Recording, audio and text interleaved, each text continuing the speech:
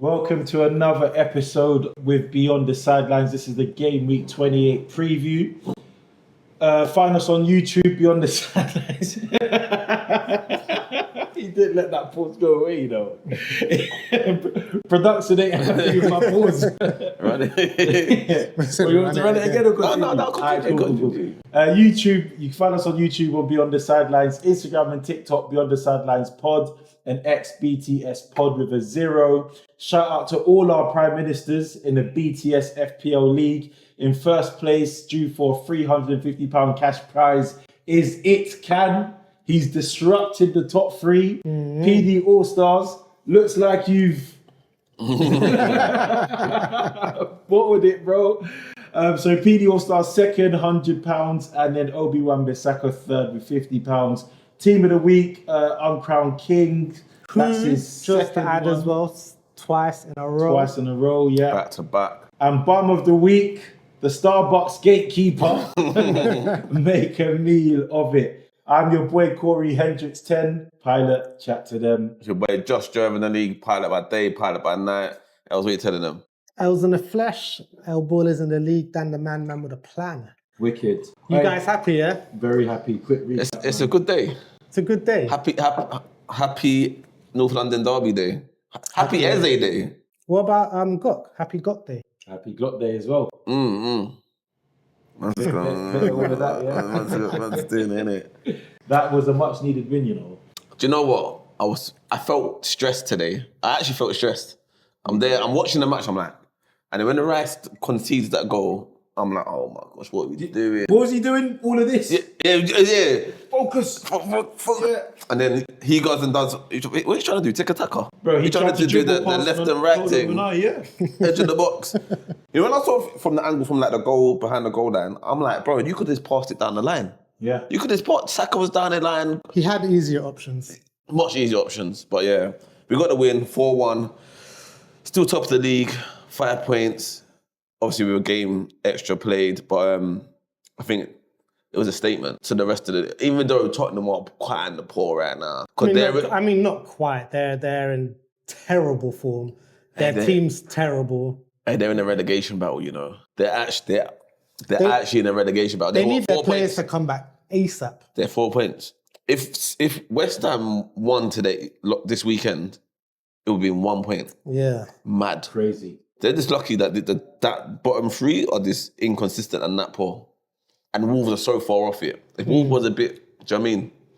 Well, yeah, good win. Do you know what worries me? In our last 3 or 4 games, we've got Burnley, Palace, and West Ham. So they're fighting for their lives. Yeah, that's not a good time to play. It's not. Yeah, but you're also fighting for your own thing as well, so... No, but it's like, you know, if you play the mid-season or you're playing the mid, someone ain't got nothing to play for, the man are on holiday already. The man are in Dubai. Yeah, it makes it easier for you guys, but at the same time, you're still fighting. Yeah, but it's a fight v fight, so it's a fight. Yeah, And for them, a draw's not a bad point for them, whereas a win is the only option on the table for us. So they can park the bus. Not necessarily.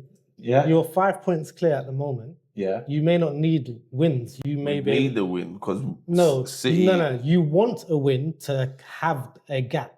Yes. You don't need a win. True. If City keep winning, though, it's possible that dropping 2 points, and we still got to play put City it in City's hands. Yeah, because the main thing so far right now is being in control of your own destiny and not needing to rely on other teams. Yeah, and that's it. I think if we beat City, you're right. Yeah, I think I'll give it to you. It's in our own hands, but it would have been a lot easier sitting in the seat looking at the table if we got the results against Forest and Brentford and Wolves. Maybe this Wolves actually. Any one of them, man. Any one of them, honestly. Which one of the losses hurts you the most at the moment? Draws, Wolves. United. Nah, United, that's like way back in time. It's still part of the bad run though. Yeah, it started. Yeah. Wolves, because the way we conceded that last goal, the way we were 2-0 up. Do you know what I mean? Yeah. You know, when you're betting up, it says, early, it's like a game done. Do you think if we played Wolves before Brentford and got the 2-2 against Wolves, there would have been the same pain? Because that Wolves game was supposed to be, it's the second game, protect yourself, and they're bottom of the table. Yeah, I honestly think it's pain no matter what. Because you're playing the bottom of the table. Like, do you know what I mean? Yeah. So it doesn't matter when we could have played them any day of the week or before any game after any game because they're bottom of the and I said this to Craig, how League when they drew to Wolves, I said, but these men are the worst Premier team ever. Yeah. They're the worst Prem team ever. And we're meant to be one of the best Prem teams in a while defensively, and we lost a 2-goal lead. John Terry was celebrating, you know. I saw him reach for a wine. Yeah, because it was close to knocking one of his records, wasn't it? Yeah, at least he was saying that after that, Arsenal's not going to get that record. I don't even know how much we've conceded now. I don't know what that's done to the team. Yeah, because remember, A bit too much. Yeah, recently. Definitely. do you remember when they were talking about, we're not going to concede 15 goals in a year or something like that? Yeah. Right, then we went and conceded 10 in like 5 goals. Honestly, big job. I said, don't tell us what we can and can't do. Because we're definitely not going to do it then. 100. Other results in football this week. Chelsea dropping points to Burnley. Stinker. Insane. Do you know what? I need to speak on Chelsea because we spoke quite highly of Chelsea when it's coming up to their run. Yeah. And can I just add, they ain't had a clean sheet the entire time. Those 5 games of ease that we were calling it, they didn't keep a clean sheet once. I didn't know that. And have I ain't dropped been points. Yeah, they dropped points. Did you see the manager's reaction to it in the press conference? Maybe I should have done this as a thing. Do you have a clip? Would have been a good It would have been a good clip. Basically, he comes out and says, I told the player to mark this player. I'm not telling you what player. I'm not telling you what player. Oh, let me just go on the clips and see. Like. No, so who scored? Flenning. Yeah. So they said we knew he's threat. So I told a player to mark him. He ended up marking someone else. Yeah. So he didn't do his job properly. That would have been a good clip to go through to react to. But yeah, Mandis basically said internally, we drew because man weren't listening. How would you feel if your manager put you on blast like that? Obviously, externally, no one knows it's you. Yeah. But everyone knows it's you. Bro, you see my thing. If you make a mistake as a professional footballer, just take what comes of it. Like Arteta said, you just got to take it on the chin. You have to, for the love of the game. Now, with something so blatant like that, you don't have a choice. Yeah. Like if it's something outside of it where, like, you got tackled, people get tackled every day. Is what it is. Obviously, whatever happens, you still look at take on chin. But if a man said to you, "This is your instruction," you don't follow the instruction and you get spun. Yeah, it's the worst. It's the worst, isn't it? Because he's probably thinking, "Oh, nothing's probably coming from this." Yeah. We're all marking. Everyone's marking. Yeah. I'm not marking. But my man's marking. My brethren's marking. You go over there. You're gonna think, "What? We marked him, innit?" But man said, "I told you." Yeah, it's worse when you go against orders and it just goes against you. And that's the difference between the world-class teams. Remember Henri's story about Pep? And when he went on the left wing, yeah. He cut inside and scored, said, I done my job, got dropped. Yeah. He didn't follow the rules. Pep said, "But this is the system." Because Henri said, I used to come deep and get the ball and whatever. But Pep said, "Blood, disbelieve the ball's going to come to you. So when the ball is, I expect you to be there." And also he said, because it creates space for Iniesta to Yeah. bomb through. So you got to follow the manager's You instructions. follow. Other results that I think honourable shouts at. Aston Villa draw into Leeds. They were once in the title race. They were there for like 3 weeks. Were they? They were there for 3 weeks. They were According to Yeah, they was they were on the same points as Man City. If you class City as in the title charge, then they was on the same points as well. Mathematically, I hear it. No, don't disrespect them like that. I'm not disrespecting them. Obviously, City got their win. But Brighton got a must win. Yeah, against Brentford. Big win Yeah. for Brighton, bro. Do you know what? When we go to FPL, I brought in Flecken. I need it. And Liverpool leaving it very, very late to who they play? Nottingham Forest. Yeah. A VAR. Yeah, After the And second then a VAR. VAR. yeah. I didn't actually see it. I was driving, but I heard it on Talk Sport. So, what do you think about Liverpool? And then obviously Nottingham Forest got a new manager as well. But the bouncer didn't follow. It didn't new manager. Yeah, but they took, you got to give them credit. that's They what took I'm saying, to be Liverpool fair. all the way. The first half I watched. The first half I thought Forest were on them. Yeah, they On were. them. They were. So they look better, and obviously you think Liverpool's Liverpool, and Forest obviously you've had a poor run, but they did give a good first half performance of themselves. And then Fulham 3-1 against Sunderland. That was a rare result, you know. I think that's Sunderland's second loss at home. Yeah, because That's the second. yeah, I thought Fulham would win anyway. To be fair, but I didn't. We thought it'd be a draw. Yeah, so, I thought Sunderland draw or win. yeah. I backed Fulham for Bet365, but not for FPL. Oh, it happens. Like you can't do it both times sometimes. Yeah. And then obviously we got Everton United to come tomorrow. But yeah, that's week's fixtures. I think nothing really out of ordinary really, except for Chelsea, innit? Dropping the Results points. prediction for Everton and United? I think 3-0 United. I'm praying for 0-0, but I think 1-0 United. Everton's a difficult proposition, man. I think it's going to be 1-1. I think 3-0 United. Cool. We'll find out next week. Cool. Feels right. All right, let's take a break. Let me put my forfeit shirt on, man, because I forgot to do that. What? Quick change, yeah? Quick change, man. We nearly forgot the forfeits. Quick forfeit change, you know? Yeah, these man losing on their bets and that, so... Now, I mean, I don't do them things no more. I wear my colours. I wear my team win. That's funny, you know. Can I get my Arsenal top to show something? Okay, so FPL, long-term planning. I've got a few discussion points to talk through with you guys and the audience and the community. So Arsenal and City have a blank week coming up because of the Carabao Cup final. And obviously they play each other again 2 game weeks after that. So if you've got triple City and triple Arsenal, which a lot of players have, you are in for some pain. So who would you look to transition in, or how would you try and manage that situation? Can I give you my long-term plan? Yeah, go on. I can't remember what game weeks there are, but I think there's a double game week on game week 32. I think it's game week 32. So where we at now? 28. So Yeah. I'm saving up my transfers. Yeah. And then I'm going to bust a wild card on like game week 30. Yeah. Wait, saving up transfers and doing a wild card don't fit in the same sentence, bro. Alright, cool. It doesn't actually. I forgot I had the wild card. So I'm using my wild card on game week 30. Yeah. Then Before the blank. before the blank, yeah. No, before the double game week. So there's a blank on game week 31. So game 31, you should have enough transfers to make. But yeah, game week 32 or 33, there's a 33. 33, there's double game weeks, bare double game weeks, yeah? So I'm gonna bust a wild card down here for like 30, 31. yeah, to line up here, then play my bench boost. So every player is bench boost. Yeah, so I've got 15 players double up. And then on the last game, and then there should be a free hit on... To be confirmed. Yeah. On 35. And then I think Man City will have a double game week on 37. So that's when I use my triple captain. I hear it. So that's my plan. So your answer for the City-Arsenal conundrum is wildcard. Wildcard. And then plan for the double game week. Because I think people would have used their free hits. If you haven't...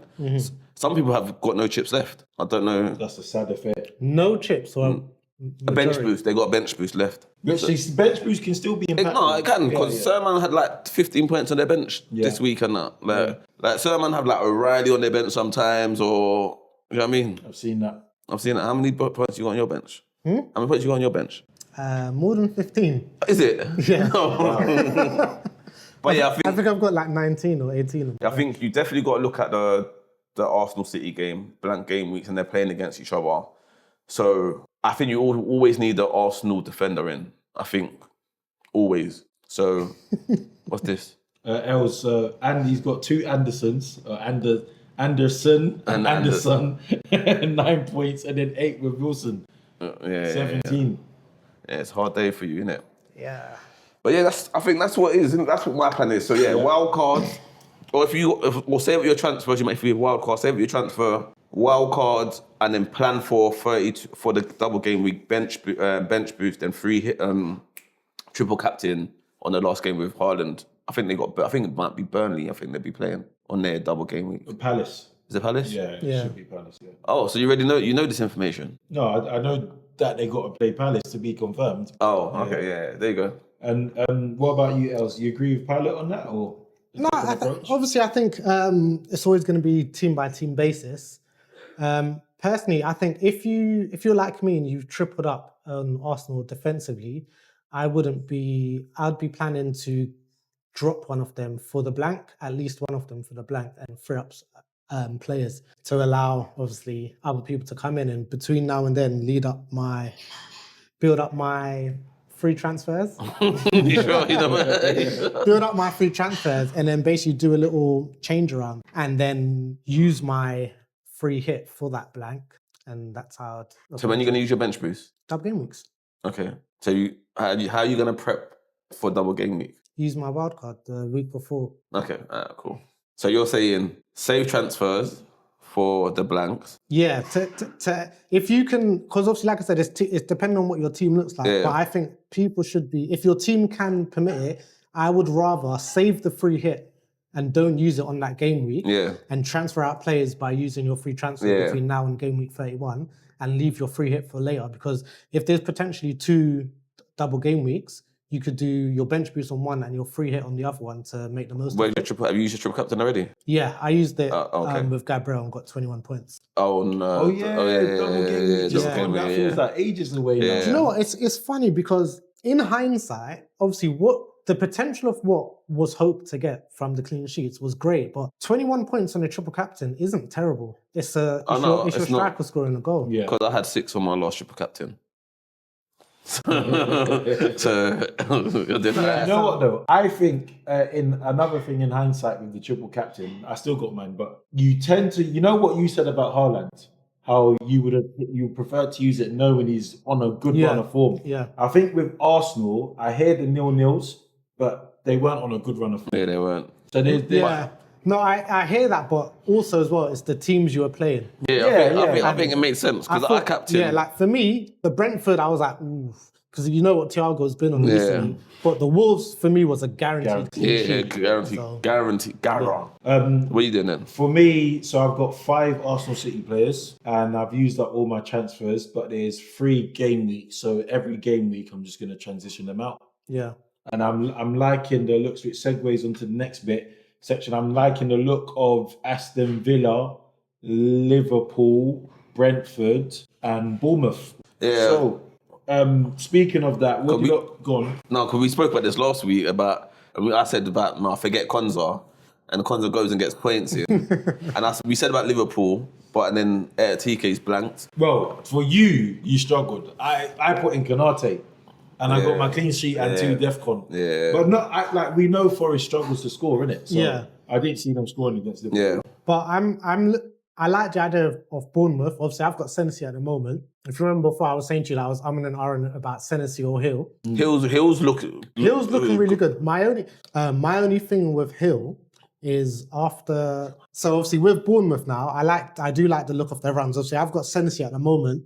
If you remember when I was telling you about... I said, the trap haven't got to. So I do like the look...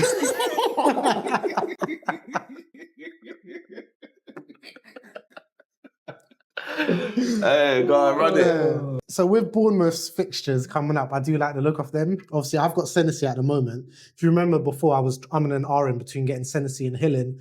Obviously, Hill is looking pretty decent at the moment. My only hesitation with Hill is after the manager, Areola, basically said there's people fighting for his position. I can't remember the 2 other players, but he's playing pretty well, so he's got it. But you know, it's just putting a little... He might try a little. We might drop him if... There you go. Or if he has one off day, he's gone. Whilst you know with Senesi, he's concreted. Yeah. Bournemouth have Sunderland at home, Brentford at home, Burnley away. Next 3 games. Yeah. You can see them doing all right in those fixtures. Yeah. But who would you bring in from Bournemouth though? Probably Hill. Yeah. I see what he's been doing. With the attack, I struggle. Yeah, they don't score that many goals as well. What up to Clivert this year, man? But he had a little purple patch last season, which he was on fire for about 6 games. He was on fire, bro. And then he had a couple penalties as well. But this season, it's just not there, isn't it? And Krupi's been the recent hero. Krupi's a bad boy, though. For his price range as well, I wouldn't... But he's not always starting, though, is he? Yeah. He's not always starting. But I think he'll be a good punt. Brentford, Burnley away, Bournemouth away, Wolves at home, Leeds away. You'd expect Brentford to do all right for that one as well, wouldn't you? Yeah, what do you bring? Thiago or Sade? But also... That's why I brought in Flecken as well. I was going to say, I would like the idea of Flecken being able to keep some clean sheets during that. especially against Burnley. All you need to do is just average, isn't it? It doesn't need to be a bang every single week. You just need to see a good average return across the 3-4 games. Yeah. Cool. For City and Arsenal, for the actual game, would you keep any players? Listen, I'm this close to get rid of Haaland. This close. He always scores against Arsenal. I know he does, but I need the money, bro. You know when you had to sell your PlayStation back in the day? What's that thing that people used to do when you put it on layaway and you can come and buy it back in a couple of months? When you pawn shop, when you pawn it. Like, I'll come back for you, Haaland, but I need to fix some other stuff first. You're right now. I mean, if you didn't have him in your team, you would have been all right. That money, the last 3 or 4 games. You could have had Bruno from a couple of weeks back. I know. Are we all falling into the Craig trap from last year? Yeah. Because Craig hung on. Do you know what? No, I wouldn't say yet, because I wouldn't say. No, he had 6 game weeks with no GAs, Yeah, blood. and obviously Haaland's still doing. He had an assist. Yeah.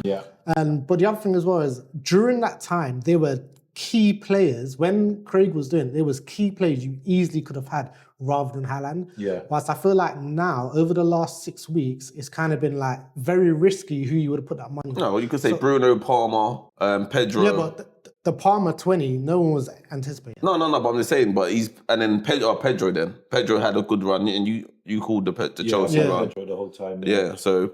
Yeah, but you could have Pedro and Haaland anyway. Yeah, so if we look at Haaland's fixtures, he's got Leeds away, Forest at home, West Ham away. The thing with Haaland, and I don't think it matters who they're playing. That's true. It's a level against everyone. It's just whether he's on form. Yeah, it's true. That's what it is with him. It doesn't matter, but I just need the money. I hear that. I need the money, and I think Man United are looking good. I honestly think Man United are looking good. I think hot take, if Carrick was there at the beginning of the season, they'd be in the title running.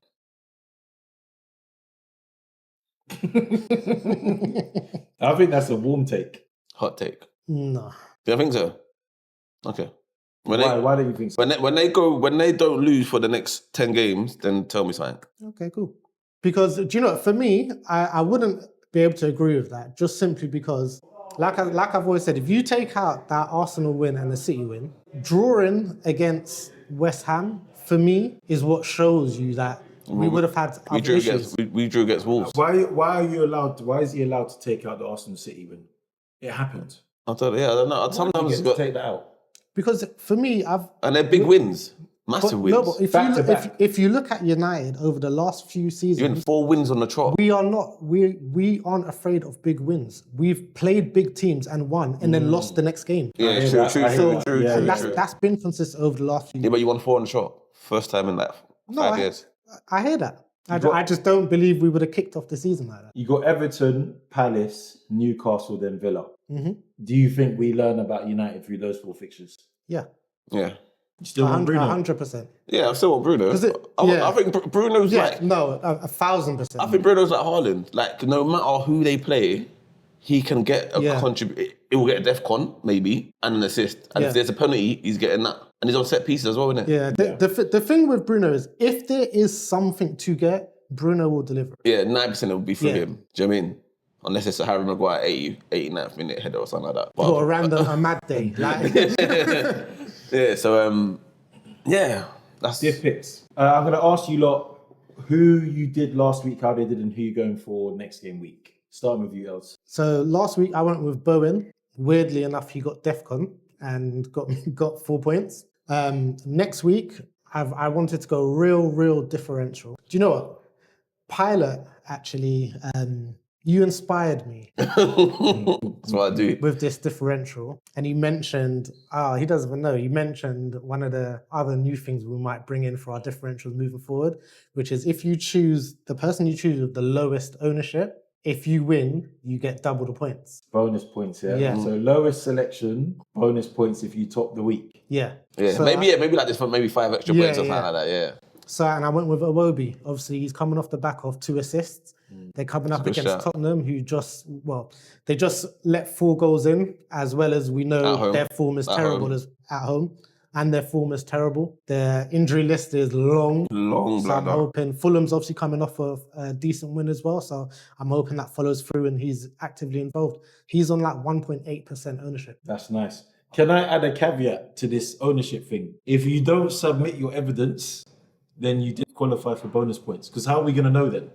What? So if you don't submit your evidence, You got to submit the player card. Yeah. You got to submit the player card. My diff pick for this week is a mad. Obviously, we're filming before they play the match, so don't know what I'm gonna get. Hopefully, What's your predicted points? I'm predicting 7. one assist. One assist, and maybe a bonus. No, I think 6. I'll be happy with 5 because you lot are on 4, 3, yeah. And then next week, I'm going with O'Reilly. Okay. I think because on FPL he's a defender, isn't it? Yes. Yeah. So he's playing further up in the midfield. Mm-hmm. So if he gets an assist, happy days. Mm-hmm. But if he gets a clean sheet, happy days. Happy days, yeah. So what's his ownership roughly looking like? like 2%. Wow. No way. That is a good diff. That is a good suggestion. Check it. Really? Yeah, I believe that. I was just interested to know who City's got next. I would have. They've got Leeds, I think. Yeah, Leeds. Yeah, Leeds at home. No, they got Leeds away. Yeah, so I'm going Yeah, that's a decent one. I might even bring him. I was going to bring him my team this week, but I really need to roll these transfers to get. You should have brought him in. I You know. got some decent And he points got from him. points last week as well. Craig done Wirtz, who didn't play, got injured in the warm-up, warm-up, really unlucky. And he's gone for Salah, who's now less than 15% owned. Can you imagine that though? Salah, would have thought that? 14.9%. Who would have thought that? I don't know where he's gone, Salah, because Salah, even when he's come back, he still ain't done nothing. He got an assist last game though. Yeah, but still, from Van Dijk. yeah, but still, he ain't looking like. He's not looking like the Salah we know. He's not looking like Mr. FPR. Yeah. Literally, that's what you mean to call him, Mr. FPL, consistent FPL. Man had the most points for like 3 seasons in a row or something like that. Obviously, The thing is as traced him with well, Haaland. even when Haaland was booming, Salah was still second. Yeah. up Yeah. there. But now, wow. Nowhere to be seen. I did Palmer, who got dragged off against Burnley before the 10-man. Well, actually, no, I think it was after the red card.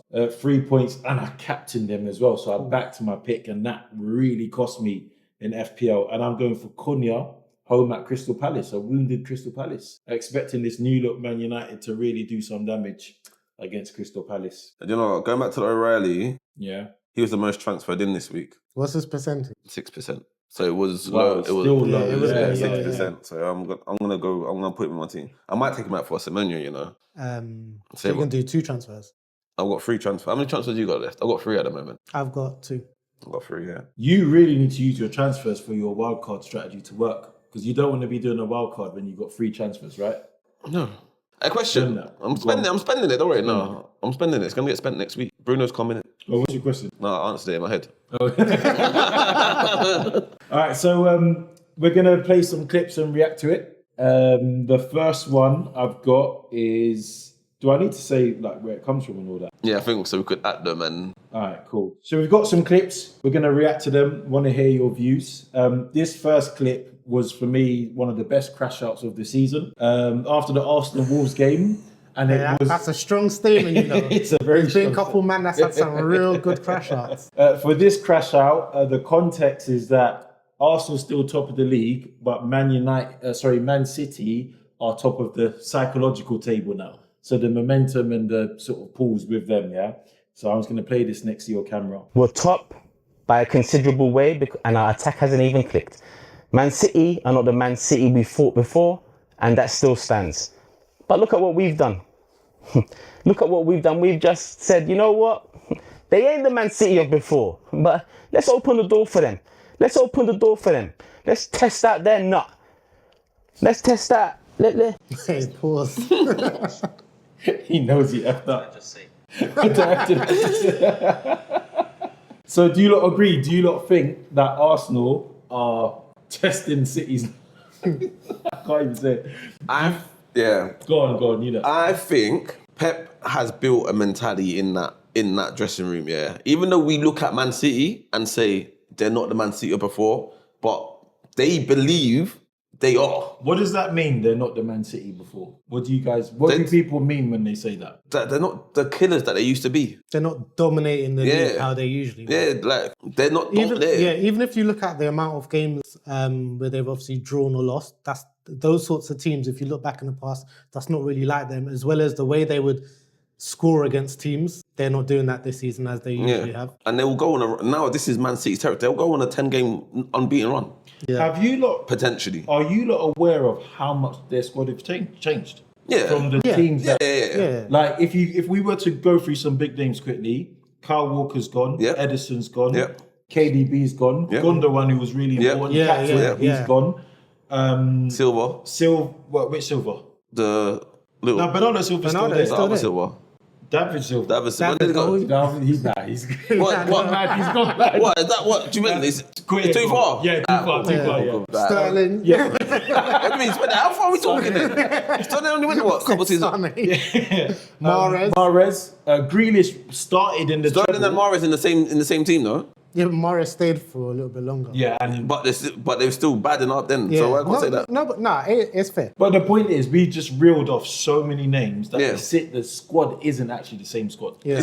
It's not, but that's what I'm saying. So, but the mentality is there. Yeah. Saying, all right, cool. And we've given them the crumbs to pick up, like to give belief to them. Right, these man, because we've done the bottling for the last 3 seasons, like there must be some sort of anxiety. Because we feel as fans. So it must creep into, like, they're human beings as well. No, 100%. So there must be like, right, we can't do this. We can't. So I feel like there's added pressure now because they're like, right, we've been here 3 seasons in a row. Like, I think the first season I'm not going to count because we weren't expecting to be there. Like, do you know what I mean? Yeah, but the other seasons, we was there, clean, Christmas, and we just let it go. And now, if you look at the results or the form, you're like, it's looking kind of tacky. But I will say, if you look at Man City's form and Arsenal's form in the last 8, I think It's very similar. I both think we've got 3 wins, 1 loss, and 3 draws. I think. Yeah. I think we both. I think we got. Yeah. I think It's identical. It's just in different. yeah, so I think, but this looks mad. And I said this on the pod before. When we play after Man City, we never capitalize. Apart from today. Yeah, the yeah. first Yeah. time against Spurs, yeah. Yeah, but Man City got points as well. Do you know what I mean? Yeah. So when Man City played before us, we've kind of been shaky.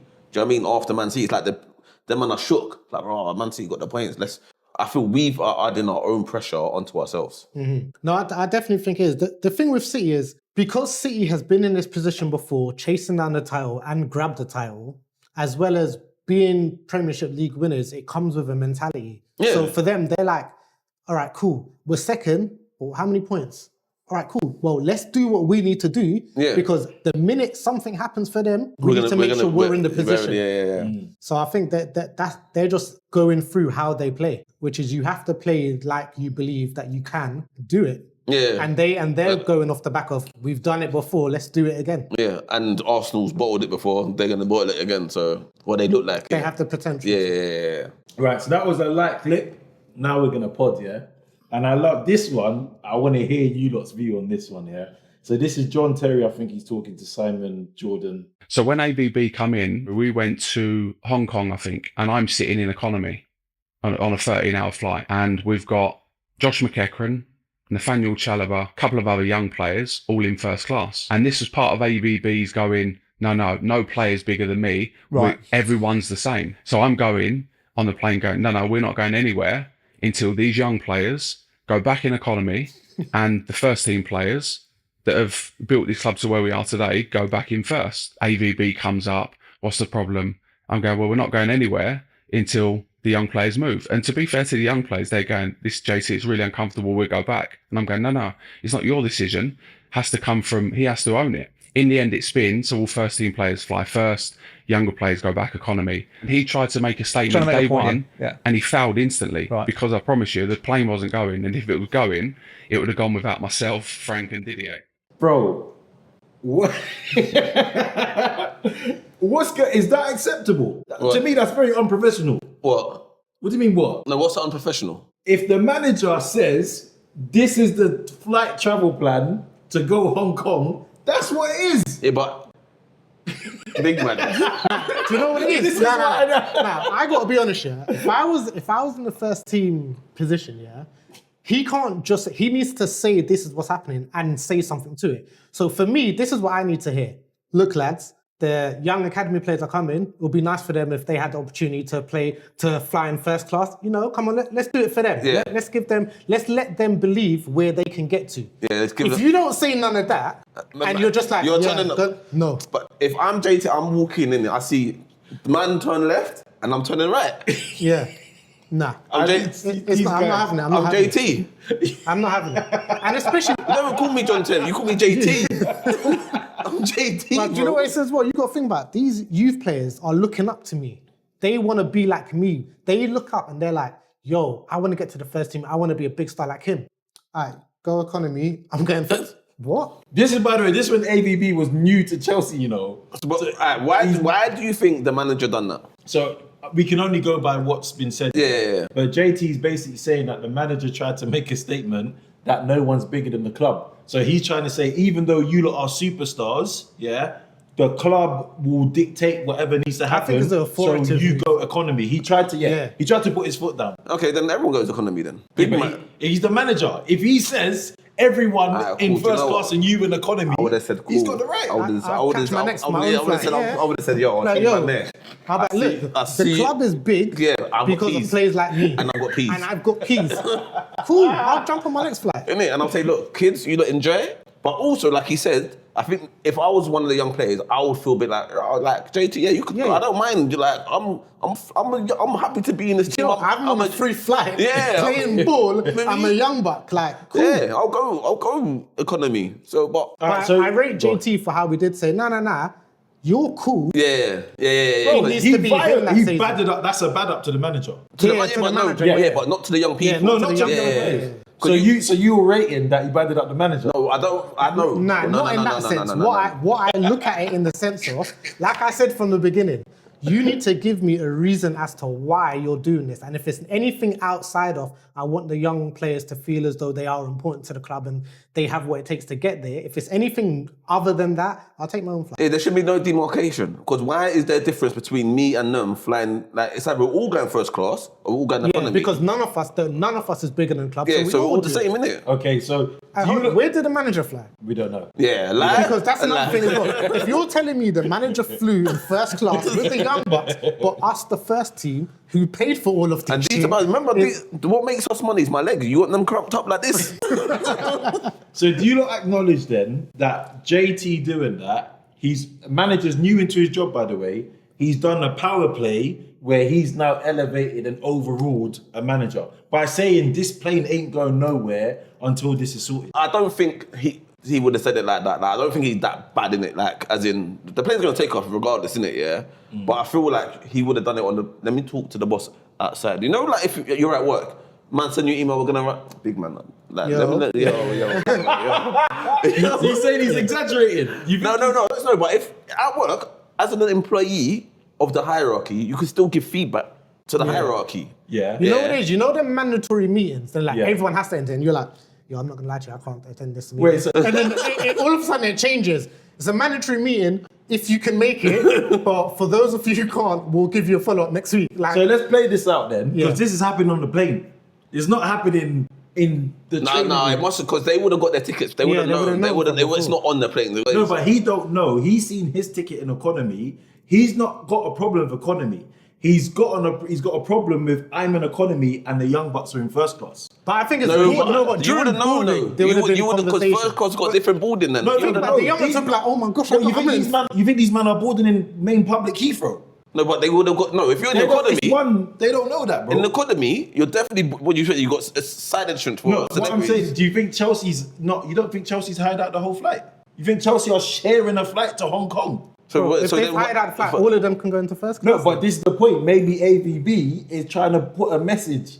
Maybe that's why Terry finds it audacious. He's looking around, see That's even for me. That's even worse because that's just stupid. Yeah. No, You 'cause- mean there's seats in first class, but I must go because you wanna? And there must have been seats in first class. Because now, how did they get all the first team get moved to first class then? If there's passengers in there, you can't just go to a passenger and say, No, "Excuse they me." just swapped in it. So the 11. No, there was only 3 or 4. He didn't list the whole youth academy. It's pre-season. Yeah. So on pre-season, you get like 2 or 3 youngsters that go to the first team. See, look, So they must have the whole No, but flight. even if it is the whole flight, for me, I'd be like, alright, cool. And then when I go on the plane, I'm going to first class You physically gonna what? I hear that. Like, do you get what I mean? So whichever way he thought about it, me as JT and top tier first team, I'm not flying economy. Whether it means I'm walking to first class and taking a seat, or I'll catch the next flight. So as professional footballers, yeah, you lot's like conforming with your manager is conditional. But no. And I said this is why I'd be a terrible professional. I know you'd be terrible. You both stress me out for different reasons. Because I know I have to be an example to these young players. And there's a fan of me going against the manager, then we'll look to the young people that, if JT could do it, maybe eventually I could do it. But become as much of a star. But then do what I do, win a couple cups in it, and then you got a bit of clout in it. And the wicked thing, the manager's new, blood. Who are you around there? But that's even more important to pick him up, to elevate him. He's new. I heard that. So then when you go into a new job, yeah, do you not find out who your core people are? That like your influencers are? Where if you get them on board, then it's easy to make the other people get on board. So you're victim blaming ABB. I'm not He's the victim. No, but maybe he's come in and he hasn't looked at the environment properly and said, right, you know what? Here's my leaders. Let me talk to leaders and get them on board, and then it could trickle down. You can't let the young bucks be the leaders and then expect the John Terry to follow. No. Yeah. Anyway, that was a good one. That was a good one. I will skip the third one. That was a good one. All right, so you lot obviously don't know about this, but combined 11, we've tried a few different things with combined 11s, and I thought a good one to do would be to do rival teams, but they're prime versions. Yeah, not today. So you could take prime Man United and a prime City, prime Arsenal, prime Tottenham across different points in time and just combine the 11. So I picked a prime AC Milan and a prime Inter Milan for a combined I think we 11. should do this one because obviously they just played. I've not done my research, too late. We should pause it and quickly You don't know, no. Well, because we got, it's 9, look at the time, bro. I hear that. Is this coming out during Champions League, bro? Cool. Is AC and Inter playing in it? Inter's in it. Go on, let's run it. All right, cool. I picked the players for you lot, so I helped you lot with a bit of research, yeah? And done it by... When man said do your homework, but he gives you... But he doesn't. Man said, I've done the combined 11 already. This is what it should be. Just agree. Show you're working. That's it. This is the answer. Show you're working. You tell me why. So I've done first team, and obviously they had some quality players, so I've done a bench as well. Yeah. AC Milan played a 4-2-3-1. Not a 4-3-2-1, but not with wingers, with two cams. Inter played a 4-3-3, so we'll just do a flat front three for the strikers, yeah? Yeah. So Inter 05-06 versus AC Milan 03-04. Let's go. Dida or Julio Cesar? Dida. Who was you going for? I think Dida as well. Julio Cesar was good though. He was cold, but Dida was colder. Right. This next one's mad. Yeah. Cafu or Javier Zanetti, bro. Ooh. Eee. You know what this is pro Evo times as well. And FM. Yeah. Hella 20s on FM, you know. Do you know what? I think I'm personally leaning towards Zanetti. I'm split, do you know? It's like a flip of the coin. And also, this is when the Italian league was banging. Booming. Bro. The Italian league was... You know one of the managers that was there? Well, I'm Tudor. Sorry, can we just have a production? Who did that? Who did that? That stinks, bro. You don't blame the Red Bull, bro. What? Who farted? Not me. No, I'm fart. Do you fart? Did I fart? Yeah. No. Did you? Of course I didn't fart, bro. Let's go back to this. Would it have been good for me to read out the 11, actually? No. Just going through player. Yeah, when we go through player. Yeah, just do this verse. Cool. All right, so Cafu versus Javier Zanetti. You went Zanetti, yeah? Yeah. I think, go on. I went Cafu. But I feel with Zanetti, I might get cooked in the if there's Nah, you can't get cooked. There's two legends. I'm going to side with Els because ultimately we talk about a right back, and as a right back, you need to know how to defend. Yeah, but true. That don't take nothing away From Cafu. Yeah. I think the next two are quite easy. All right, you could have paired this anyway, yeah? But like Maldini or Walter Samuel. Do you remember Walter Samuel? Yeah. Maldini. What did Maldini say? If I had to make a tackle, that means I made a mistake. He's such a bad You got to deep that statement as a centre back. Your job is to tackle, but he was so cold. He's saying, "Nah, bro, I'm before the tackle. I'm pre-tackle. So if I've tackled, you must know that I've lost concentration for a split second. So lucky for you, but I'm coming to clean up. Nah, that's crazy, man. All right. Alessandro Nesta, who got the Ballon d'Ors? Cannavaro, not Nesta, innit? Yeah. Cannavaro, okay. Nesta or Materazzi? Materazzi was cool. He was cold. But Nesta, I think this partnership, Maldini and Nesta is one of the best. one of the best. Partnerships. And iconic, like through the generations as well. You know, certain partnerships are only for that generation, but people, they were doing it for a long time. Like, when they there for like most of their career? I mean, Maldini retired at like, what, 40, 41-ish? Like, But when did they start? But they were there for most of their career, innit? They were there. I They don't must know have had a clean decade. Yeah, I don't know. It feels like he would have played for Juve without looking at the stats of history. I don't know, but we all know him for AC Milan. Yeah. Serginho, who was basically like a slightly less powered up version of Cafu, but still cold, still pacey, versus Ivan Cordoba, who was more like a defensive. I'm going fullback. Cordoba. Yeah, I'm going Cordoba. Cordoba was cold. I was on Serginho though. His left foot I was got- cold, yeah. blood. He left buds. I got a lot of memories. Yeah, from man. Cordoba. Yeah, that's it, Some baby. Pez still. It's- And nostalgia. yeah, You see championship else? manager. See if you could play all three.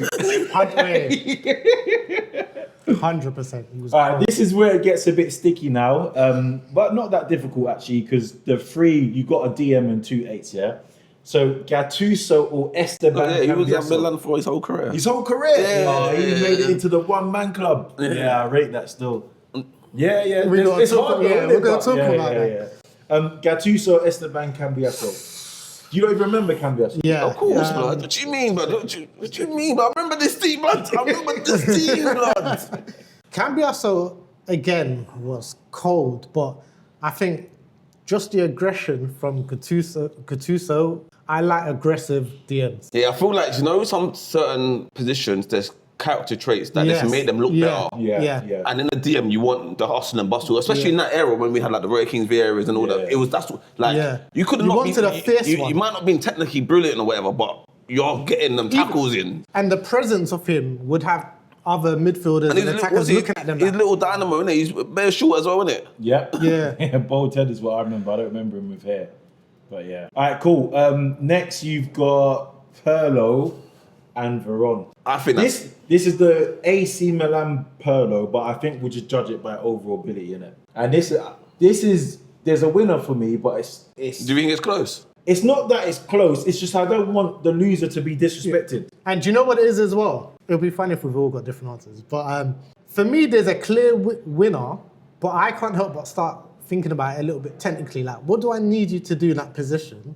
And whether, if I want to play a certain way, then he's 1,000% winning. If I play it another way, then I can have that conversation. I see what you mean. I do see what you mean. I Alright. mean, I'm going On three. Oh, sorry. You two on three. Pirlo. Yeah.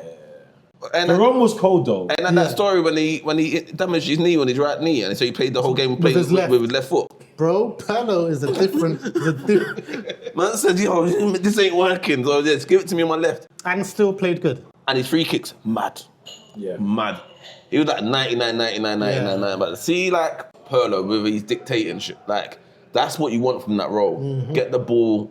He did the tackling a bit, but he will get the ball and he's passing forward. Yeah. And he's just making everything tick over. Do you know what I mean? With Pirlo, I feel as though it was the easiest managerial tactical play would be like, get into Pirlo and attackers run. He'll find you. Yeah. My favourite quote from Pirlo is when he said to Jerome Boateng when he joined AC. Oh, when the Jerome Boateng interview. He goes, tell Jerome, no, he said, Jerome, stop screaming for the ball because the opposition's going to know where you are. I will find you, don't worry. I know where you are, lads. I've got the blinkers on. I've got the blinkers on. Can you imagine though? You know, like for us growing up in football, there's a culture and terminology with you. So if you're free, you say, yeah, I'm on. On the left, Yeah. We do that. Imagine you went to Italy and was doing Sunday League out there. They must look at you like, this guy's a madman. But Yeah. this hold your position, blood. They're like, guys, just listen. We'll know where the ball's going and where he is. All right, the next one, Seedorf versus Dejan Stankovic. Again, man, I don't want the loser to be disrespected here. But I think used to he's like gonna- Stankovic He was because cold. he was Again, another he was player cold. that could Technically, play it's- yeah. multiple positions. But I don't know if I can see past Seedorf. He's one of my favourite players. He's a goat, man. He's one of my favourite. When we done like top players, he's one of my favourite players. Yeah. Like, even I see him in the charity matches now, yeah. Yeah. I saw him do a turn. Man, big 55. Bro, Ronaldinho looks pregnant. Yeah. Bro, man are turning slower than Gyökeres. And Seedorf is... Yeah, and he's still got a touch. Yeah. But yeah, Seedorf's the winner. All right, this is where it gets a bit tricky, but we'll just do what we can. Figo obviously joined Inter Milan after Madrid, our boy. And then you've got Kaká. And this is not AC Milan. AC Well, Milan. just Kaká. He had a great career overall, isn't it? Who you lot put in? Figo or Kaká? I'm going, do you know what? After This is hard. This is the it is hardest. hard. It is, I think, it is the hardest one. But wait, would you say they play the same position though? Not really. That's why Yeah. we gotta figure this one out, innit? Because the next one's even gonna be harder. But My thing is, if I put Kaká where Figo played on the left, innit, really? yeah, If I put Kaká on the left and then Figo in the middle where Kaká is, I think Figo will do a better job in the middle than Kaká will do on the left. If that makes sense. Nah, I don't know. I disagree. Yeah, I don't know about that. Because Kaká was. No, he was cold. No, but I think Kaká's the better player. But I just think I hear your logic. Yeah. But yeah, I still disagree. I'm going with Kaká anyway. But I think Figo, that, and the thing is, you can't forget like the Real Madrid Figo. And the Barca Figo. Yeah, but that Real Madrid Figo. The Real Madrid Figo was mad, but the Barca Figo was mad too. Yeah, but you know. Remember the documentary? Oh yeah, but and the way he had the loyalty test. Like, like, come on, bro. The loyalty test. We don't even know the truth. Man, done the whole documentary, I still don't know the truth. Like, big man. Man telling me, yeah, we had a gentleman's agreement. This person, now we didn't. Yeah, we did. Yeah, big man. Like, but you went to the other side. And I'm a fan of football, so that kind of marks you down a bit. But I'll I'm go going. with Kaká. Kaká wins it. But Then. that was difficult. That was very hard. AC Milan's killing Yeah, it. killing. All right, then we'll go straight to the striker because Julio Cruz was the focal point that season. Adriano kind of played off of him. But Shevchenko got 28 goals that year. Cruz got 21. I think there's a clear winner here. But What are you talking about? You mean Rui Costa against I'm Adriano? skipping that. I'm going straight to the striker. Oh, Shevchenko or Cruz. Shevchenko. Shevchenko. He was cold. That was... Shevchenko was cold. Shot power. Him and Eto, yeah, them as strikers, like the way how that man would just hit the ball, like you just know, like see, like they're holding man up, bringing the ball down, turning, bam. Yeah. And if they've got a one-on-one, it's not like a little sliding, it's roof. Yeah. Man says, Shevchenko clawing the was thing. one-touch shot. Clawing, blood. Yeah. Always on target. Cruz was one of those players that, who can I think of? Do you remember, not Me Too, for Swansea? Remember that striker Swansea had? Michu, no. Michu. Yeah, Michu. Michu, yeah. Yeah. You know what I mean? Like, he had a good run, Yeah. but his career wasn't. Yeah. That's who Cruz is for me. All right, the next one, again, we're just going to make it work. It's Adriano and Rui Costa. Adriano. He's one of the biggest. Nah, we're doing mandemship here. What do you mean? We're doing preference over actual. Nah. Tells nah. Yeah. It's still Adriano. I can't lie. If I'm being objective, I think it's Rui Costa. That one. No, Rui Costa's career, bro. He's been a linchpin. But we're talking about. You're talking about that season. That season, Yeah, right? I know, but we're comparing the players. Yeah, in that In season. that season. Okay. So man can't be talking about longevity. Do we need to go through? Have you been doing that We've entire been doing season? 3 by 3. We've been doing democracy, so it don't matter, bro. The risk is mitigated. Okay. But Adriano in that season, yeah, Inter Adriano He was phenomenal. Don't get me wrong. was but he was absolutely insane. he was the cover of PES 6 or something like that. Yeah. So for that left could shoot foot, shoot from the that halfway shot line. power, that accuracy. He's one of my biggest sad stories. Him yeah, and Diallo. Yeah. him and Diallo. I literally remember, him and Diallo like My sad stories, man. one of the biggest what ifs. Yeah. Yeah. We're not going to do the bench, but just some honourable shout-outs. AC Milan, Inzaghi, Do you remember John Dow Thomason? He went Everton and went Madrid. And he did well at Madrid as well. I can't remember no. Ambrosini. Yeah, I remember seeing it. Yeah. Costa Curta. Mm-hmm.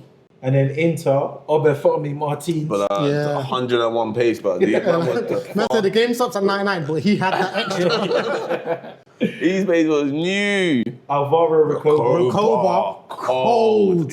Hey. Recoba, oh my gosh. Yeah. Hey. Claudio Pizarro. Yeah, he's alright. And then Nicolas Burdisso. Yeah, He was good, cool. He was cool. But playing with Koba. Yeah. There's certain I players you just think- want to see you want to see him in the Prem. Yeah. Out of that, Or in a new- all of those subs, Recoba's like number one. Yeah, because you could have been up there still. Yeah. If it weren't for Adriano, he would have been. I have to shout out 2 different Inter teams because the one they had with Zlatan was cold as well. But they had original Ronaldo with Ronaldo overlapped Vieri. They brought in Baggio amongst a few Baggio, yeah. notable names. Vieri But was cold as well. that Ronaldo team didn't win the league. You said Vieira. No, Vieri. Vieri. Oh, I was in Vieira, what? Vieri was cold as well. Yeah, that Inter Milan team with Ronaldo didn't win the league. I was surprised. But I just assumed But they had to listen. go. I looked it up. happens. All right. What we Who say? do you lot want to do next then? Pick a team now. Combine rivals. Peak. We could do a different era. Madrid, Barca, Arsenal, Spurs, City, United, Liverpool, United. I remember City, Liverpool.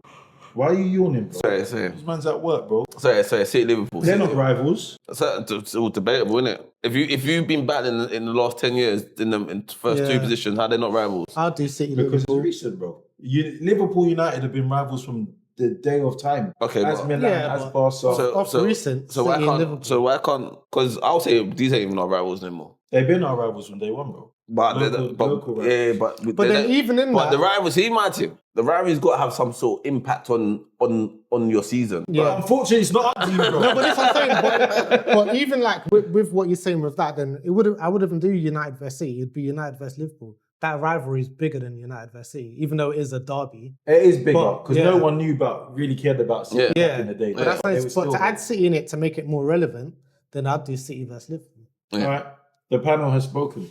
We'll do City's prime versus Liverpool's prime. All right, we ready to go into the Vini situation? Obviously, Benfica and Madrid will be playing when this episode comes out. Vini Jr., 8 years at Madrid. If you don't know him, he's won 3 La Liga, 6 domestic cups, 2 Champions League, 2 Super Cups, and 3 Club World Cups. You know, when you hear that, does it make you think, oh, what year did he win the Ballon d'Or? Yeah. It doesn't actually. It doesn't. What do you need to hear to I don't think Salah's done this. Salah ain't got So 3 what do you- league titles, 2 Champions League, and people were screaming when Salah No, did. to be fair, it's the only thing that's missing off his CV. To be fair, What? Ballon d'Or. Yeah. Yeah. And also as well, I when think he you're should have got. talking He should have got it about last Salah, season, didn't it? He should have got it last 100%. season. When you're talking about Salah as well, look at the age of Salah. Yeah. He's been doing this from a young age till now. Yeah. But Ballon d'Or is based on that season. Yeah, They don't yeah. take into Yeah, yeah. history, innit? So there's what made the headlines and what definitely will make the headlines again is the Vini and Pestiani incident, or you want to call him number 25, right? Benfica number 25. So let's go through the timeline of what happened. I just thought I'll chuck this in. So Benfica, Real Madrid, first leg. Yep. On the 23rd minute, Courtois makes a save outside of the box that I don't think Real would have saved. Strong left hand. Do you see Reyes was safe today? His reaction. Yeah. Yeah. Okay, what do you think of that? Anyway, let's It go was to quality, it was Okay, quality. let's go. Let's go. Alright. Courtois would have done that as well. Yeah. Them lanky, no, wouldn't. But anyways, Vini then hits it top bins. What do you not think of the goal? great goal, cuts in, Brilliant. good finish. No, great finish. I think it's a typical goal from him. That's a Vini style goal in a big game. Yeah, it's a big game, big goal. Then he goes to the corner flag where the away fans are, because it was next to where he scored, obviously. And he starts celebrating and he gets a yellow card. Do you not think, have you not seen the Yeah, celebration? the little dance on the pump, little. No, but I think what pissed people off is the hip. It's like he was whining with but the corner flag. That's samba, man. That's rhythm. That's how people of that culture dance. Yeah, Was it a booking? He got a yellow card for it. Was that a booking? I think I don't actually know the rules, like the UEFA rules to what determines a booking, but obviously it does. You're doing it in the home corner, innit? So you're doing it in front of the fans. So Yeah. obviously there is a. You're doing, I hear what you're saying. If there is a rule that says you can't antagonize the opposition fans while celebrating a goal, if that's a bookable offence, then yeah, it is. Yeah. But How do you select what dance move antagonizes the fans or not then? don't celebrate in front of them. If you celebrate in front of fans, that's a bookable offence. You can't choose what type of celebration. Obviously, don't know the rules, if innit? you're But I doing think- that's what I'm saying. If you're doing a derogatory celebration, then cool. That's And the but other also, part. is it down Wherever to you do that. interpretation as well? It has to be, because when you think Champions League, there's all these different cultures Yeah, that's and another nations thing. represented. So what's offensive to one might not be Yeah. offensive to the other. Yeah, but in what race is dancing offensive to anyone? I mean, the color of our skins are offensive to some Yeah. people. Yeah. So, you know what I mean? I don't think you should ever book. I don't think players, if you're not swearing or doing any silly signs, I don't think you should get booked personally. I don't think you should be, but I think it's the passion. That's I when don't they say the think you game's should got get booked nothing for that backing off your top. Nah, I don't mind that, because you could keep your top on. What benefit taking your top off? No, but I don't. I'm with you. I don't think you should get booked for that. I don't mind. But if that's the rule, I don't. Then if Right. I think I heard your point, but if that's the rule, like I think it's a rule that you could easily be like, just don't take it for your top. Yeah, Like, do you know what I mean? yeah. Do you know what I mean? Like, but I think there has to be passion in the game still. Yeah.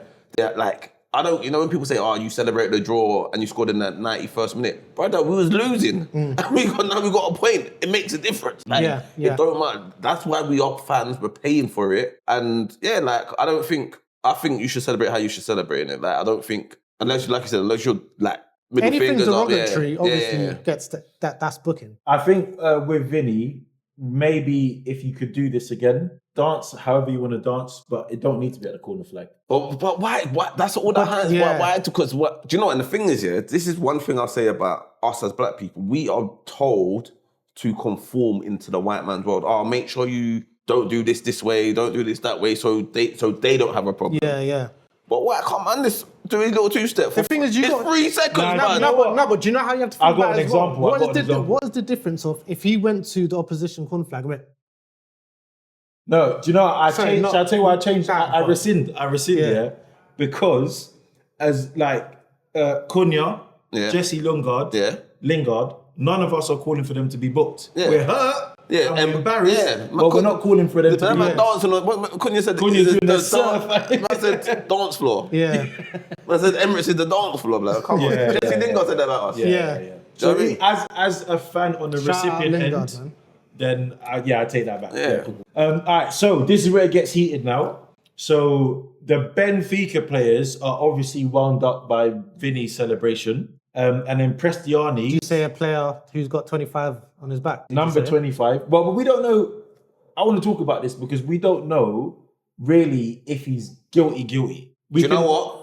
From We trust Vini. I kind of trust him, but we don't actually know. As much as I've seen Real Madrid players, con refs and all that, his reaction looked genuine. Man was there. Then he's heard it, turned, and obviously man, bro, like, you know what you're saying, innit? Like, you see this, Yeah. I'm deliberately saying something, even if he wasn't saying something racist, he's saying something that he shouldn't be Yeah, saying. Yeah, he's 100%. saying something that is going to be negative. Yeah. He ain't saying anything positive. Yeah. Yeah. So, So number 25 allegedly has said something, but again, I got to be careful here because there are many things in life that we could be accused of, and we could be screaming, "Hold on a minute! I've not been found guilty. This is just an allegation." Yeah. So Yeah. even though the risk is there with him, shouldn't he be afforded the same right as not? Do you know what I mean? But the truth is, he has said something. and he's We never just, and looks don't, back. we just Yeah, don't it know looks what back. it is. we would never know what he said. So you could just go on what the evidence is placed ahead of you. Because even like when you look at trials and that, like it might not be clear cut, but it's like, was it circumstantial? Not circumstantial. Yeah. Like, Circumstantial, yeah. yeah. So is there enough evidence to prove that he could do this? Yeah. And then he could be guilty of this. He might, like, if you find there's no murder weapon, but he was there at the right location. We say you shot him, you got blood on you, there's a gun there, but we didn't see you shoot. Yeah. So he's definitely done something wrong. But also, I'm going to caveat this. Yeah. There is the reaction of, and I think not many media said this, I think Mbappe has said some slurs back. I don't know if you had. And, well, I've seen something along those lines. Yeah, so and people want them. and if that's the case, then I'm happy for them both to go underneath the hammer. Yeah. I think there's hope. So let's. Before I say what Mbappe said, so Mbappe says he's heard it. And at the time Prestiani's said done this and said whatever he said, Camavinga and Mbappe, for me, I've looked at the footage multiple times, they're in close proximity. Yeah. So if Mbappe heard it, I'm thinking, well, Camavinga, maybe you heard it, which is crucial because that's potentially two witnesses. Yeah. So Mbappe says, there's Benfica number 25. I don't want to say his name because he doesn't deserve to be named. That started speaking badly. Then he pulled his jersey up to hair indicating covering his mouth to say that Vini is a monkey 5 times. I heard it. There are Benfica players that also heard it. My question to you guys is, well, you've answered it. In this case, should an eyewitness be enough? But it's gonna be biased on either side. Yeah. You're The gonna danger have of bias. no Benfica's player is gonna come and say, "Yo, you know what, my man actually said something." And no Real Madrid Your player player said, can no, you you didn't hear it. Yeah, Yeah. so you just got to go with what you see on the thing. And we're all agreed that Prestiani covering, number 25 covering his mouth just indicates you're doing something wrong. Yeah. So to your point about the reaction, as soon as Prestiani does that, Vini points to the ref, runs, and then goes to the refs and points to number 25. And then that's what happens. They've got to do the protocol, whatever. Yeah. Now, did you know about this protocol? I didn't know about this protocol. I didn't know. It must be new. It must be new. Well, this season. Yeah. So basically, whenever there's an incident of racism, the referee puts his hand up in a cross signal. Yeah. Yeah, like a Wakanda, but in the air, which is befitting Wakanda. And what that means is the minute the VAR team and the technical team see that, they have to act immediately. So they need to look at the footage to see if they can read lips or whatever. The technical team need to go through all the audio equipment to see if they can hear sound. And it's about collecting evidence as quickly as possible so the ref can make a decision there and then about what's with the game. And if he can't find enough evidence, then obviously the game needs to continue, which is what happened. Do you not think that's a good thing? I think it's a step. Do you know what? It's a step in the right direction because. I don't think so, you know. But if someone is accused, if there's an accusation, he's saying accusation, boom, stop the game, give me the evidence. Let me ask you a question, and this might actually help. So when they stop the game, if something's been seen, what happens? I don't know. What do you mean if something? Then they punish the player. There and then. So you could get a red card. Yeah. Yeah. Is it always a red card? Yeah. Well, I would assume so. And then there would be obviously other implications afterwards. Okay, that's cool. I back it then. Yeah, because that's the only what way. I was going to say was, if there's nothing that happens there and then in that game, then whatever happens is irrelevant. Man says stop. Yeah, all right, cool, continue playing. Yeah, let me know what happens later. Yeah. All right, cool, yeah. Yeah, no, I think it's a step in the right direction because we've seen it many times that we've seen players should walk off, they should do this because the ref ain't got no power. So it's like, all right, cool, you know what? We ain't having that, get off the field. No, 100%, because to me, like, there's no place for racism in football. There is no place for it. I agree. Why are you laughing though? Why can't you have a serious conversation sometimes? Me? Why you are you was laughing. Are you alright? You? Why? I don't know. Because it's just you. All right. Do you think I stole a statement from somewhere or something? I thought it was like a plug. Okay. Sponsored by. So obviously the fans from Benfica are still wound up, and I would like to think they're aware that there's been this incident. Now, when there's a corner, this was a notable. Well, I can't speak now.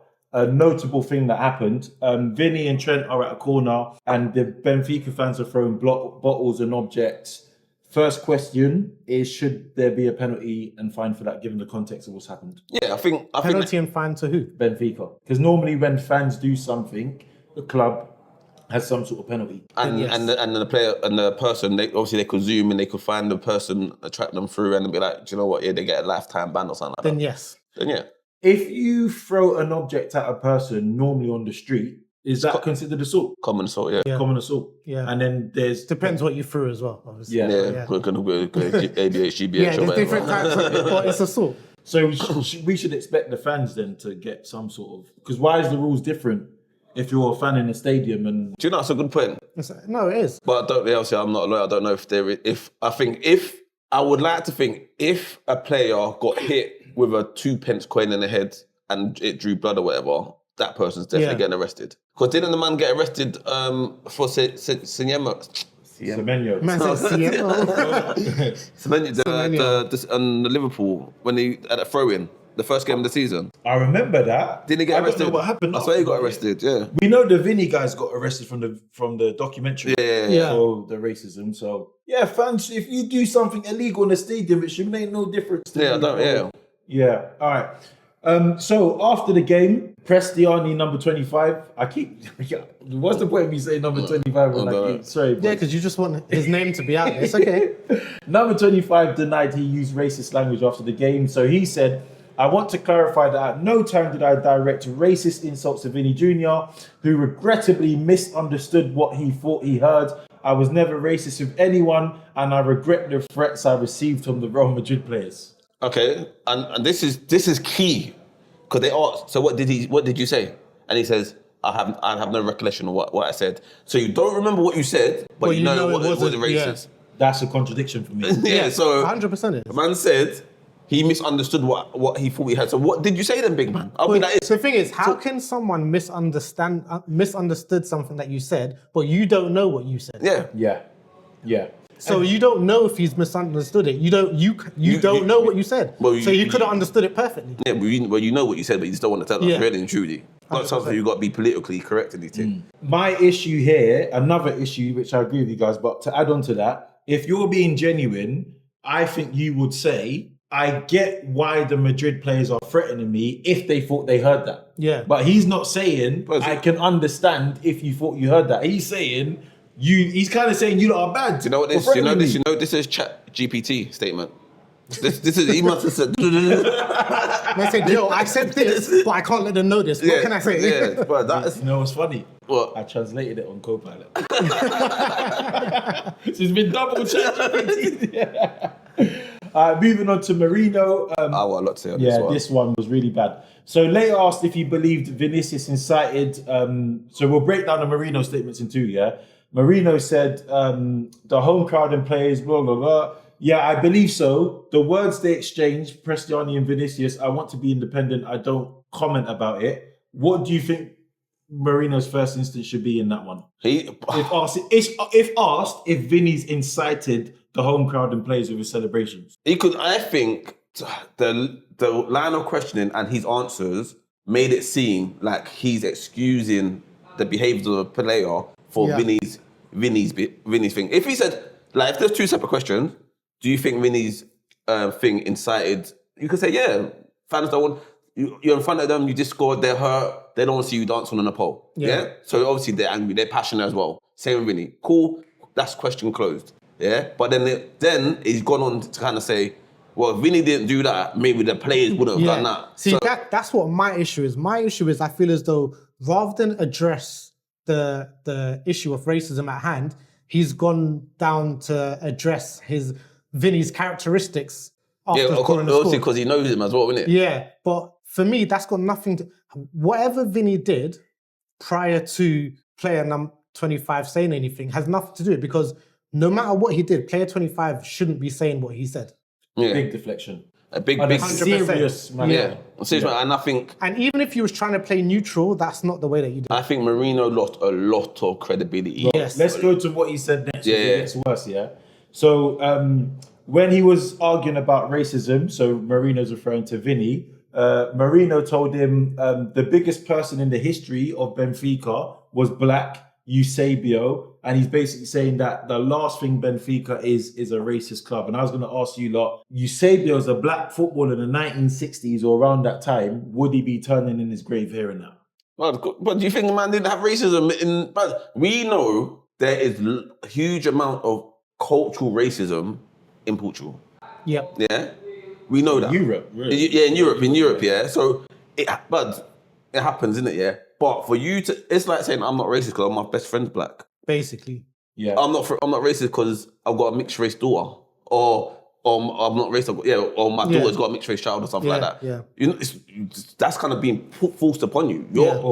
You're still who you are. Yeah. So, and culturally, I think there is a lesser view of black people in certain parts of the world. Especially in the mid 1900s. Yeah, back then as well. It's potential. I don't want to say what it is, but it was worse back then than it is now. Yeah. So if it's still around now, you can imagine it was 10 times do you worse back think then as well. my man cares about this man?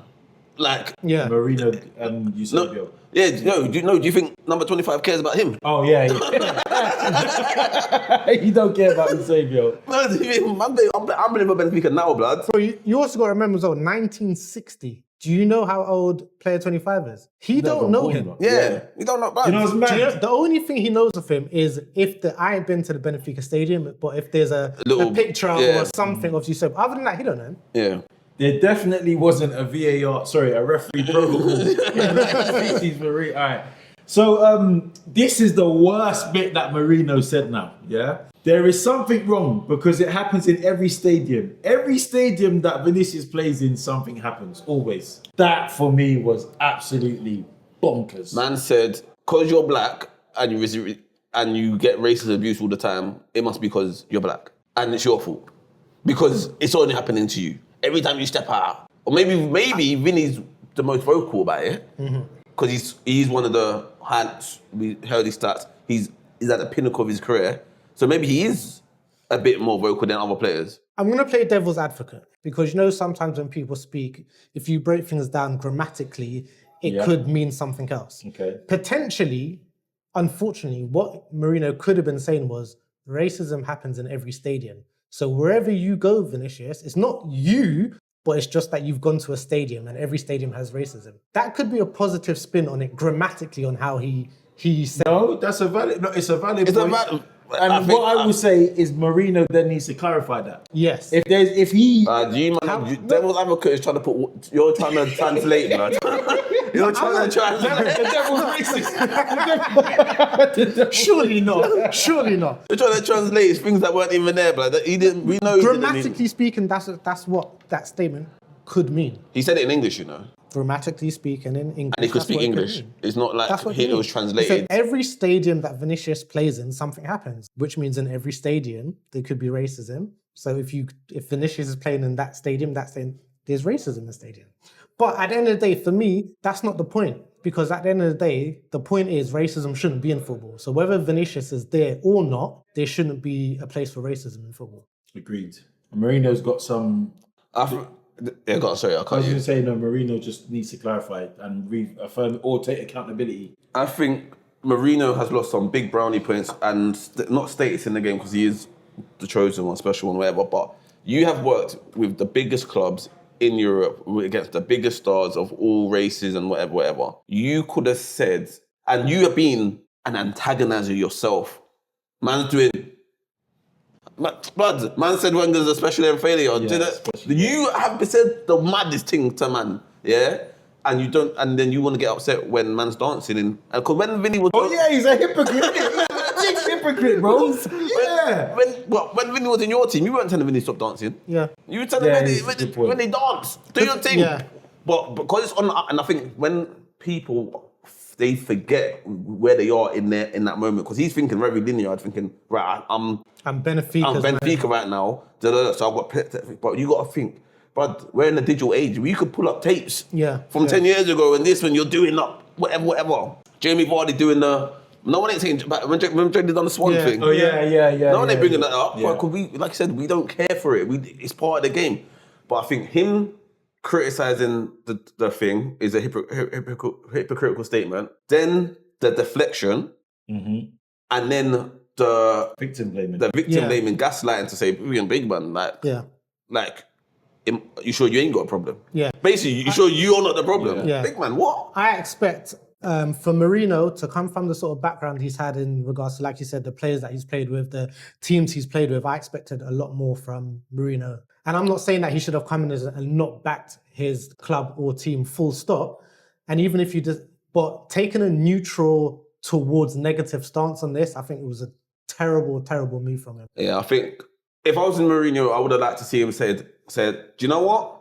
Obviously, we still got to look at the evidence, but I am against Yes. racism. Yeah, condemn it. Yeah, obviously, I'm not blaming the player yet, but whatever was said, we don't know what was said. Yeah. But I just want to let you know we're against. We're This against is going to racism. be investigated. Yeah. Me as a manager, Benfica as a club, we Yeah. are against racism, and we want to help and support in any way, form, matter to look into this. But yeah, I think when you look at go to Benfica statement going forward, if you want to read Yeah, it. so Benfica said the club reaffirms clearly and unequivocally its historic and unwavering commitment to defending the values of equality, respect, and inclusion, values that are rooted in its foundation and embodied most prominently by Eusebio. Leave the man alone, man. Man, Stop bringing you had that one black man. Yeah, But this is my thing as well. Why do you need to say it's rooted? You basically said, "Oh, we're not racist because we had Eusebio." It should be we're not racist. Yeah. What's Eusebio got? Because, for example, what would their stance be if they didn't have Eusebio? Because we are. No, Because we got a black fan in the North Stand. Yeah. No, but if you weren't racist, why is there only one Eusebio? Why weren't there more? Yeah. You know what I mean? Why Yeah. is there bare man? Bare man you could call on. They're really using the Eusebio card in this, and I think But- that's embarrassing, man. I'm not racist because I had Jed off Rife once. It's long, blood. This is like, and also they're still not saying we're condemning racism. Yeah. Yeah. That's my whole thing. No one's saying we condemn it. It's because it looks bad. Yeah. And to be fair, what I want from UEFA or FIFA, I want them to take a stance. So you know what? We don't know what was actually said, but it looks bad. So here's a free match ban. Yeah. Fuck it. So, but should you get a free match ban if you've not got evidence against you, though? Big man. No, but I think There's enough. It's a very difficult line, that one. what I think is So in that what's sense, your if solution? you didn't hide what you said, then I think then you can kind of take that stance of, do you know what? We don't know, but we tried to do the lip reading, we couldn't see it. So do you know what? We're going to take a step forward. But if you hide what you say, for me, you're proving yourself as guilty, because that means whether or not the right word exactly was said or not, you've said something negative or you wouldn't have hidden what you're saying. Yeah, but if we know, so if we know that someone's looking very suspicious of either doing GBH or murder, right? I don't think it's right to give them the murder charge. Okay. When the police came for them, did they run? They done GBH or murder. They done one of them. So they're running anyway. Yeah. No, but that's what I'm saying. So then, yeah, you need to get done. You ran. For what? GBH or murder? That's the problem. Alright. This is a complicated. Manslaughter. Alright, my thing is, yeah, you either call him a racist or you call him Vini a liar. That is it. But it's also not just Vini, because other players say they Yeah. heard. So Now, and this is why it's complicated. I think, it needs a Benfica. Mbappe saying Benfica players heard it. No one's coming If a Benfica player comes out and says what? forget this, does an Osman and says forget the club, I'm gonna stay on my principle and finesse. they're my all career. racist. But the other thing as well, Yeah. so has any Benfica player come out and said, he didn't say that, he said this? No. Which means the witness stand, whether it's biased or not, is going to say, I heard him say that. Now, unless if a Benfica say, nah, do you know what? I heard him say it. I heard him say something. This is what he said.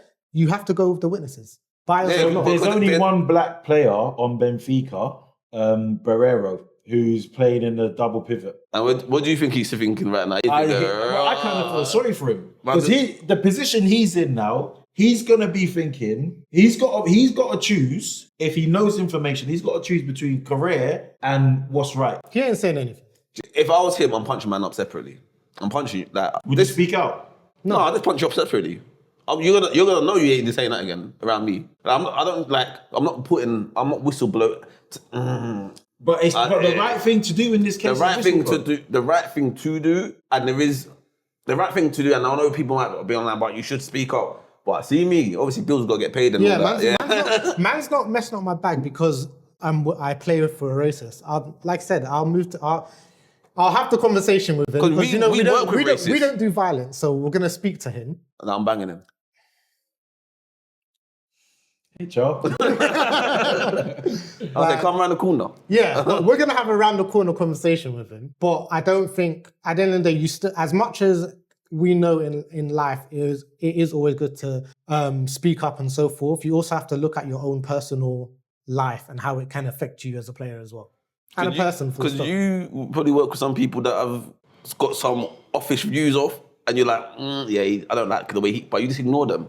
Or if they do say so, you speak, that's not acceptable, you let them know in it. Or you going to take show every I mean, it's a different case because the case here in that it's not that it can't get dealt with internally. Benfica, for all we know, might penalise him, but it feels like Benfica are going to put out an image that we don't have an issue with racism. So the issue here is... Does anyone want to admit that they have an issue with racism? Well, but this is the issue. If Barreiro speaks out, it could help the investigation.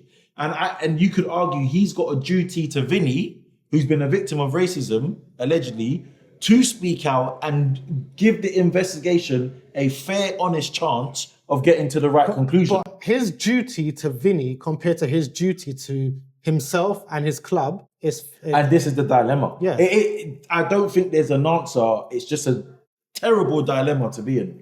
Because imagine the investigators now, the interviewers, they get all the players, one by one, we take a statement. Barrera, if you know something, you could either lie to save yourself and home number 25 gets away with it, or you can say the truth, 25 gets punished, but then your career is in jeopardy at Benfica. It'll be one of them anonymous tips. Yeah, I was going to say, let me write on a piece of paper. This is exactly what he said. I don't think that you can accept that. I was one of the 3 players around him. Yeah, but just don't come talk to me. I don't think you can accept anonymous in an investigation because as a defendant, you have a right to know the witnesses. If they're internal, then it don't matter, innit? Yeah, if it's internal, that's different. But if it's a third party, which it will be, because UEFA said they're passing it on to the discipline ethics committee or whoever. We're not going to find out. Like, Yeah. It's with them. It's with their Man City charges anyway. But anyway, all eyes probably will be on Benfica Madrid for the second leg of the Champions League. I bet he don't play. That'll be. Oi, listen. 25. If Benfica want to be sneaky but smart, they just do the Donald Trump thing and say he's injured or he's not well, even though he's Snapchat and he's enjoying that. Why? Who? 25. Yeah, no. Why should he not play? Because everyone deems as a racist. Every Madrid player deems as a racist. But So Benfica ain't seen that. So why would you put your player in a hostile environment? It's the second leg of a Champions League game. It's hostile already. The money we get from that, we need our best 11. I'm not saying that's my choice. I'm saying that's how Benfica might be thinking. And Marino's already essentially more backed him than backed Vini. So from their side, it's business as usual. Yeah, but you think my man, these two man ain't... You need to say the names for the camera. But even if that case, come from a player, get sent off and it helps us. Okay. And remember, Marino's a tactical master. Mastermind. Yeah. So he might start him and be like, yo. Yeah, rile them up. Keep running at them. Madrid are saying... Keep putting your... And say shit. Every corner. I want everyone to walk onto the pitch like... Madrid, I think Mbappe and that are saying we don't want to see 25. We don't want to see him in the second leg. I think it's at the Bernabeu. Yeah, I hear that, but he ain't got nothing to... And if you look coming from them, boy, it's a very complex Unless Real Madrid have some big P's behind that ref. Clear fouls. Like, get up. No cards. Yeah. And I don't know if the Argentinian-Brazilian rivalry is probably not to do anything with it, to be honest. That's a clutch, but... Yeah. No. I think do you think that makes difference on the club level? Like the international rivalry? There's some peak ones. Who is it? Albania and another country. Serbia. Is it Serbia? Yeah. That one. Yeah, but that's like... culturally, like that's a mad thing. But I think it would be, especially if the two international clubs and players recently have to play against each other. What do you mean? Like, so for example, say like, as we're talking about Brazil and Argentina, if those two clubs have rivalry. Yeah. So if there's a Brazilian player and an Argentinian player from club level and they're playing against each other and they also play against each other internationally, I think they would have that kind of... But I'm saying if they're on club level and they're not international, do you think that rivalry still happens? Because they're not, he ain't making it to... I'm not saying no, but that's what I'm saying. Because I don't think it would be, because Vini would be like, bro, who are you? Like, you're just another man. He'll be like, I didn't even know you was Argentinian. I thought you was Benfican. Forget that, Benfican, bro. You're not on an international level, bro. I don't even know you. I don't even know what country you're from. That's true. Vinny's a very big man too. Yeah. Yeah. But anyway, boys, that's the the Vini racism situation covered. Hang tight, Seedorf and company though for their comments on Marino's statements. And Company I think, was and a this big is what one I mean still. when I said, you see how Seedorf and company have come out and spoken. This is what I sort of expected from Marino, how he would address it. And be like, right is right, wrong is wrong. And at the end of the day, we're looking into it because this is what this is what should be done. That's what I expect from Marino. So shout out company and Seedorf for their adding their 2 pence worth, which is not 2 pence, adding their worth. They were. I heard someone say that whenever stuff like this happens outside of Chelsea, John Obi Mikel with his podcast, he's quick to comment. I didn't see it. Did he say anything? I've not seen anything yet, but I think it was maybe not Danny Murphy, but someone called him out and said, Obi Mikel, what are you going to say now? So boy Marino, what are you going to say? That's probably he said nothing. Because he talks a lot, you know, on his podcast. Yeah, covers a lot. He does, yeah. And Marino... And he has some good guests as well, to be fair. And to that point, Marino's had some prominent African players. Drogba, Malouda was French. Yeah, obviously, but whether they're African or not, he's had black players. Obi Mikel, yeah. Yeah. Prominent black players, yeah. Yeah. Anything else? It's a long episode, you know. I told you, don't come if you ain't ready to pod. I'm podding. We podded today, boys. Podding. But yeah, until the next week. Make sure you subscribe. Always. Do the right thing. Peace. Like, comment, all that good stuff. Peace.